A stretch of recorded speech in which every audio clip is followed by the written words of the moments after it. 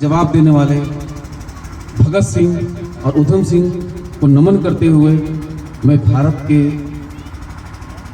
विश्व रत्न, संविधान निर्माता, कानून के ज्ञाता और ज्ञान के प्रतीक बाबा साहब भीमराव अंबेडकर जी को तहे दिल से नमन करते हुए मैं यहाँ मंचा सिंह मुख्य अतिथिगण, विशेष अतिथिगण, मैं उनको बहुत बहुत स्वागत और अभिनंदन करता हूँ। और हमारे सम्मुख जितने भी लोग ग्राम क्षेत्रवासी बैठे हैं, मैं बहुत उनको धन्यवाद देता हूँ कि आप सब इस ऐसे कार्यक्रम में उपस्थित हो रहे हैं। जरूरी भी है ऐसा सामाजिक कार्यक्रम जिसके तहत हम वो संदेश पहुँचा पाएँ जो बाबा साहब का एक ऐसा संदेश था। अभी जिसे हम बता रहे थे, गुरुजी की एक डिबिया जो है संविधान के रूप में हमें मिली है, लेकिन उस डिबिया को हम लोग खोल नहीं पा रहे हैं। सही बात है कि हम वास्तव में लोग खोल नहीं पा रहे हैं। उस संविधान की जो बातें हैं, बहुत कुछ उन्होंने 395 अनुच्छेद, तमाम आर्टिकल उन्होंने लिख के गए।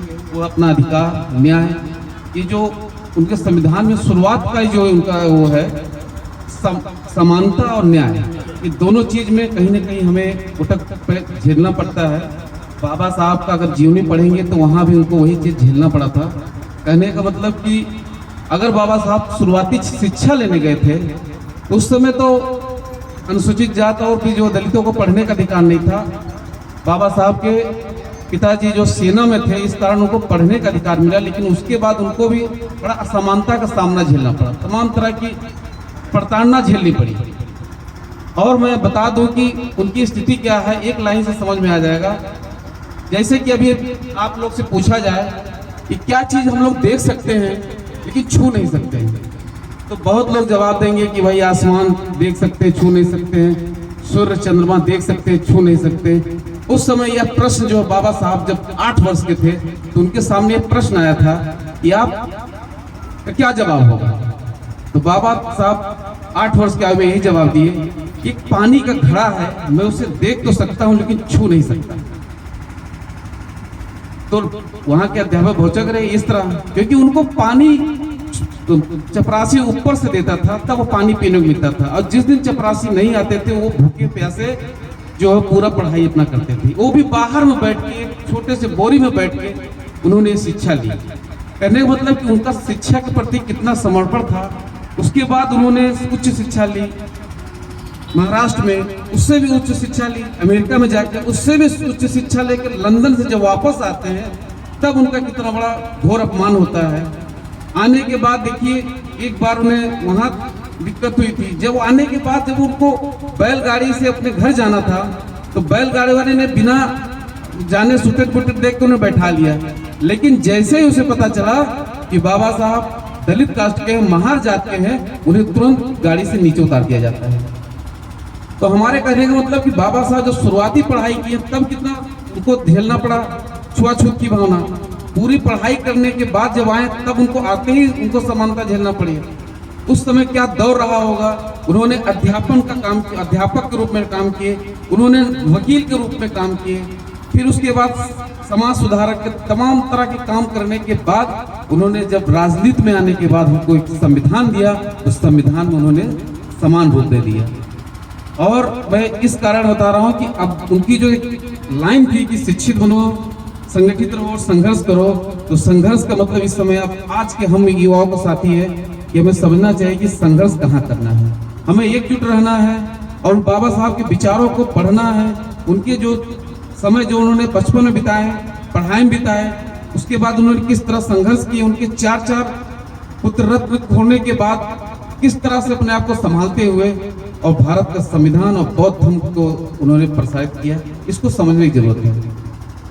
क्योंकि आज़ादी के बाद और बाबा साहब 14 अक्टूबर 1956 में जो है जब उनका दीक्षा होता है तो उसके बाद बहुत दिनों तक उन्हें दबाने का काम किया गया कि उनको किताबों में नहीं पढ़ाया गया, उनको जो है एक समान रूप से 2 फ्रेम में बांट दिया गया कि सिर्फ ये दलितों को नेता है, एक कानून बनाने वाले शख्स है, इसके अलावा कोई परिचय नहीं देना कोई को। लेकिन जब आप बता रहे थे संविधान पढ़ेंगे तो उसमें आप देखेंगे कि आर्टिकल 15A में, आर्टिकल 340A में अगर पढ़ेंगे, इसमें पिछड़ों के लिए बहुत सारा काम किया। ओबीसी के लिए उन्होंने अपने मंत्री से इस्तीफा दे दिया। तो हमारे जो भी ओबीसी भाई हैं, एससी भाई, ऐसी बात नहीं कि उन्होंने एक वर्ग के लिए कोई काम किया, उन्हें पूरे समाज के, सर समाज के लिए, खासकर नारी के लिए तो उन्होंने उद्धारक का काम किया। वोट देने से, शिक्षा देने के लिए आज हवाई जहाज में पायलट बनकर हवा जहाज उड़ा रही है, तो ये सब कहेंगे संविधान की देन है। तो मैं, क्योंकि बहुत ही कम समय है, मैं अपनी बात ये बताना चाहता हूँ कि आप लोग कहीं भी अपनी जात मत छुपाइए। धीरे धीरे देखिए समानता का जब दौर आएगा, जब आप तरक्की करेंगे, आगे बढ़ेंगे, तो आपको सम्मान और सब मिलेगा।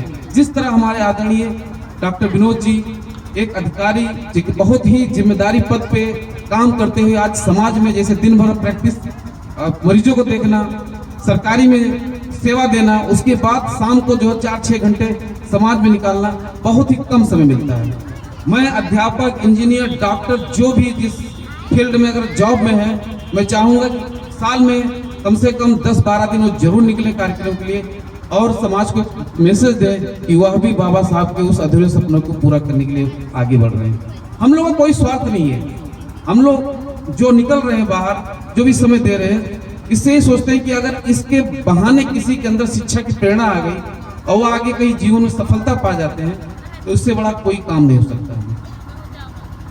तो मैं अंतिम पंक्ति करके अपनी वाणी समाप्त कर रहा हूँ और यही चाहूँगा कि आप लोग संकल्प लीजिए कि यह कार्यक्रम के माध्यम से अपने परिवार में जो सबसे बड़ी चीज़ है, शिक्षा, संस्कार, यह सब ग्रहण करने की कोशिश कीजिए। अभी आगे आगामी वक्ता से आपको बहुत कुछ सुनने को मिलेगा और मैं उनके बारे में 2 शब्द कहना चाहूँगा।